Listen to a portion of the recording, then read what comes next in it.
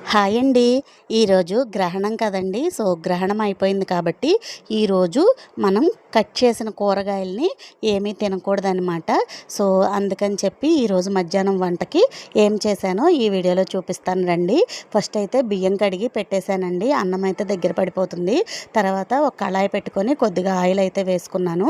తర్వాత బెండకాయలని అయితే కడిగేసి శుభ్రంగా తడి తుడుచుకొని అయితే పెట్టుకున్నానండి.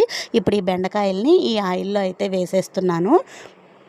ఈ బెండకాయల్ని మనం కట్ చేయకోకుండానే కర్రీ అయితే వండుకోవచ్చండి. కొద్దిగా సాల్ట్ అయితే వేసుకొని చక్కగా మూత పెట్టుకొని మధ్య మధ్యలో మూత తీస్తూ కలుపుకుంటూ బెండకాయ అనేది చక్కగా ఉడికిపోవాలి. అంటే మగ్గిపోయేంత వరకు మగ్గించుకోవాలన్నమాట చిన్న మంట మీద. ఇదిగోండి ఈ విధంగా బెండకాయలు మగ్గినట్టయితే పక్కకైతే తీసేస్తున్నానన్నమాట. ఈరోజు వచ్చేసి నేను వెల్లుల్లి తిన్నండి. ఇది వచ్చేసి మా హస్బెండ్ కోసం కొన్ని కాయలను అయితే తీసి వెల్లుల్లిపాయ కారం పెట్టి నూనె వేశాను. ఎలా ఉంది